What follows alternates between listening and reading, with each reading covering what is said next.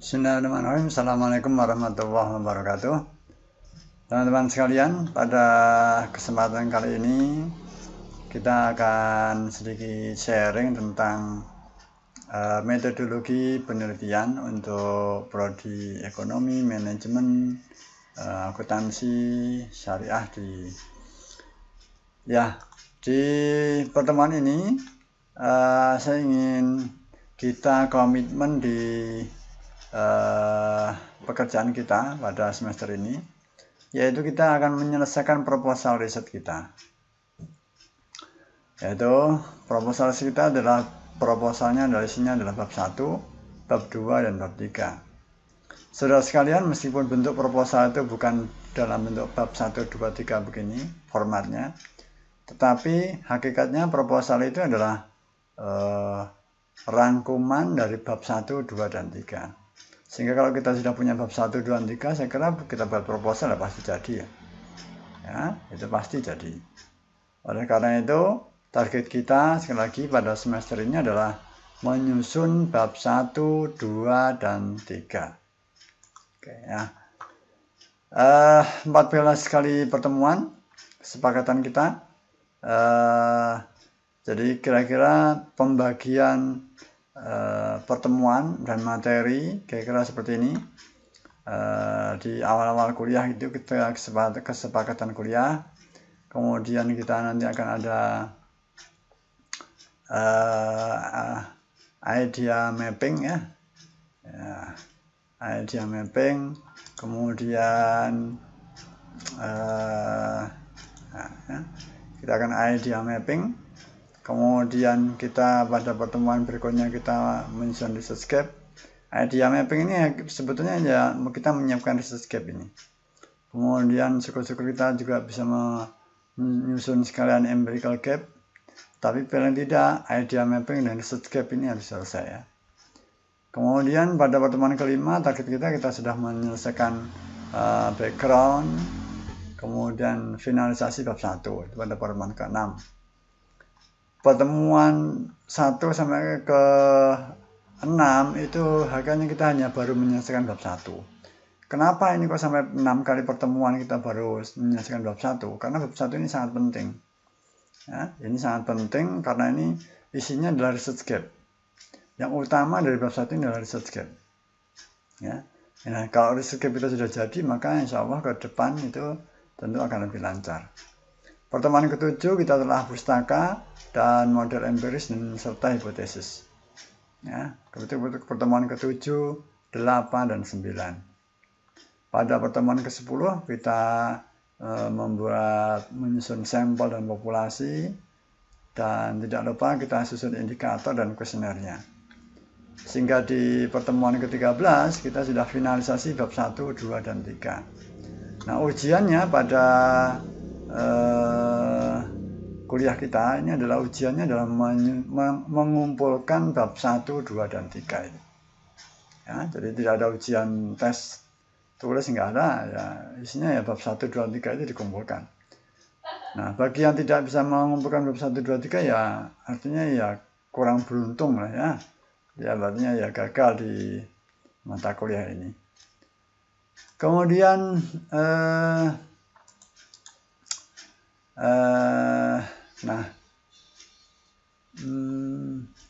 selanjutnya ya teman-teman sekalian, kalau kita bagi penelitian itu kurang lebih ada penelitian yang kualitatif dan penelitian kuantitatif. Ini paradigma penelitian. Jadi kita sering menyampaikan bahwa penelitian kualitatif itu adalah penelitian yang tanpa ada angkanya. Kalau kuantitatif itu berarti ya penelitian ada angkanya. Ya. Kalau kualitatif itu tidak ada hitung-hitungannya, kalau kuantitatif itu ada hitung-hitungannya. Sebetulnya pendapat itu belum tentu tidak sepenuhnya benar ya. Karena kualitatif atau kuantitatif itu adalah paradigma atau cara pendekatan kita. Dua-duanya itu sebetulnya ingin menyelesaikan satu masalah. Penelitian itu kita akan menyelesaikan satu masalah. Ya, kita akan menemukan formula atau sesuatu yang kita selesaikan itu apa. Nah, penelitian kualitatif itu penelitian yang sifatnya induksi. Ya. Jadi berangkat dari fakta dan data di lapangan, ya. Kemudian ditarik sebuah konsep atau kesimpulan. Nah, syukur-syukur menjadi sebuah teori, ya. Berbeda dengan kuantitatif. Kalau kuantitatif itu deduksi dan deduktif, berangkatnya dari konsep atau teori yang sudah dimiliki oleh seorang peneliti, kemudian dia konfirmasi, dia di lapangan berjalan atau tidak. Nah, kurang lebih gambarnya seperti ini penjelasannya. Penelitian kualitatif, maaf ini L-nya harusnya 1. Penelitian kualitatif itu, peneliti itu berangkat dari ini, data dan fakta.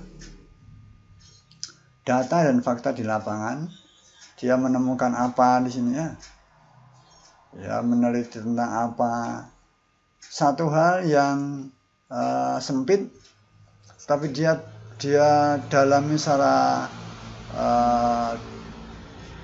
dalam dengan perspektif yang multi perspektif. Ya. Kemudian dari data fakta yang dia temukan di lapangan itu, dia tarik ke atas. Kemudian diambil satu konsep atau teori. Nah, karena berangkatnya dari data dan fakta, maka seolah-olah seorang periset peneliti dengan pendekatan kualitatif ini, paradigma kualitatif ini, seolah-olah dia tidak memiliki atau tidak menggunakan teori dan konsep. Tapi yang penting dia di lapangan dia melihat apa. Ya. Nah, kemudian dari apa yang dia lihat itu, kemudian dia tarik ke atas, dia ambil kesimpulan dan jadi konsep. Beda dengan penelitian kuantitatif. Kalau penelitian kuantitatif itu berangkat dari teori konsep yang dimiliki oleh peneliti. Dia cari teori konsepnya apa, kemudian dia konfirmasi ke lapangan. Ya. Dikonfirmasi ke lapangan. Ada apa faktanya di lapangan? Berjalan atau tidak teori dan konsep ini? Maka sifatnya konfirmatori. Ya. Nah, ini perbedaan antara kualitatif dan kuantitatif. Dua-duanya itu masing-masing memiliki kekhasan sendiri, tentu. Mana yang lebih baik? Dua-duanya itu tentu memiliki keunggulannya masing-masing. Ya. Kualitatif itu keunggulannya apa? Keunggulannya dia bisa memotret satu fenomena, fakta, data di lapangan, ya, secara menyeluruh dalam kajiannya, tapi dia kesimpulannya tidak berlaku secara umum, tidak bisa diberlakukan secara general. Kenapa? Ya karena keterbatasan sampel, keterbatasan yang diteliti. Biasanya penelitian kualitatif itu yang diteliti itu ya sebuah objek penelitian yang sedikit tapi dalam kajiannya. Ya. Nah, ini kan belum tentu berlaku pada objek yang lain. Berbeda dengan kuantitatif, karena dia berangkat dari teori dan konsep, kemudian dilihat dikonfirmasi di lapangan. Nah, data dan fakta yang ditemukan ini yang dengan pendekatan paradigma kuantitatif, itulah data dengan objek penelitian yang lebih luas, lebih banyak. Nah, dengan demikian, penelitian jenis kuantitatif ini hasilnya lebih bisa digeneralisasi. Bisa berlaku pada objek lain dengan skup populasi yang ditentukan oleh peneliti. Ya, itu perbedaan antara kuantitatif dan kualitatif. Nah, kemudian berdasarkan tujuannya, kita bisa bagi penelitian itu, yang pertama adalah basic research dan yang kedua applied research. Basic research itu tujuannya adalah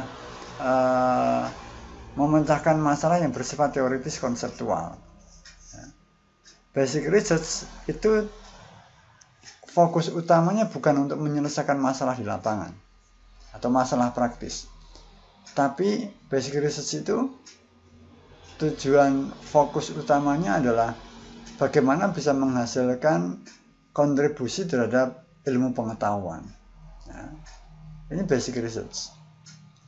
Sementara applied research itu research yang bertujuan utamanya adalah menyelesaikan masalah di lapangan. Masalah yang aplikatif, praktis. As applied research itu ya hasil penelitiannya biasanya ya langsung bisa dipakai, bisa digunakan. Contoh applied research misalnya ada penelitian tentang pengelolaan limbah cair tahu misalnya. Limbah cair tahu itu misalnya itu dianggap bermasalah bagi pencemaran sungai. Kemudian ada sebuah riset bagaimana ini menyelesaikan masalah ini. Kemudian bagaimana dilakukan riset yang tujuannya untuk bisa menyelesaikan atau mengolah limbah cair tahu itu. Hasilnya apa? Begitu ditemukan misalnya dibuat nata de soya misalnya. Nah, nata de soya itu langsung bisa digunakan. Ya, langsung bisa diterapkan. Lain dengan basic research, fokusnya adalah konsep, teori, ya, konsep dan teori. Nah, penelitian untuk skripsi, tesis, dan disertasi itu adalah jenisnya adalah ini, basic research, bukan applied research. Saya ulangi, ini basic research, bukan applied research. Sehingga penelitian kita, baik skripsi, tesis maupun disertasi, yaitu penelitian kita jenisnya adalah ini, basic research. Ya. Nah, kemudian untuk memperlancar tugas-tugas kita, kali ini teman-teman kan berarti harus sudah mulai belajar menulis begitu, maka siapkan mesin citasi kita atau aplikasi yang bisa kita gunakan untuk mengelola daftar referensi kita.